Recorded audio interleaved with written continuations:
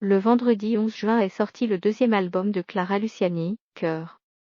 L'occasion était donc trop belle pour l'interroger sur sa conception de l'amour ainsi que sur certaines de ses mésaventures, ce qu'ont fait nos confrères et consoeurs de Combini le samedi 12 juin. Après avoir un temps été l'une des voix féminines du groupe La Femme, Clara Luciani sort son premier EP Monstre d'amour en 2017 puis son premier album Sainte Victoire en 2018.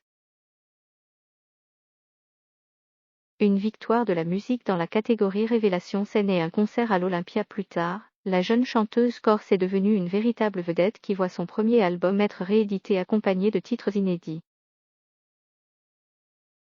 L'année suivante, elle est sacrée artiste-interprète féminine de l'année aux Victoires de la musique.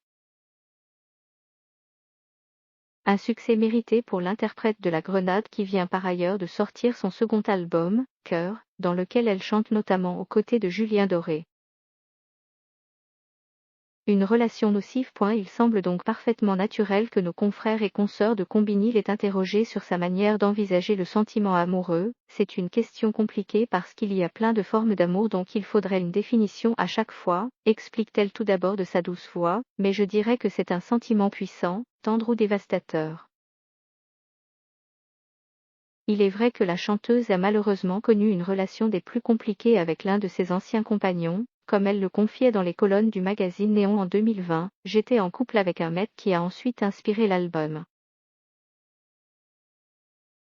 C'était une relation très malsaine, qui m'enfermait, je ne voyais pas grand monde à part ce garçon-là. C'est une période un peu triste, et qui a duré environ 3 ans. Un souvenir qui semble lui avoir servi de leçon puisqu'il semblerait qu'elle ait failli arrêter la musique pour ce fameux individu. Une folie qu'elle n'est pas prête de réitérer, c'est quelque chose dont je ne suis pas fière.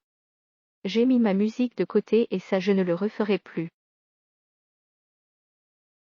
J'étais dans une relation avec quelqu'un de très nocif et qui m'a plus ou moins demandé de choisir entre mes chansons et lui. C'est quelque chose de complètement fou que je ne recommencerai pas. Grand bien lui fasse.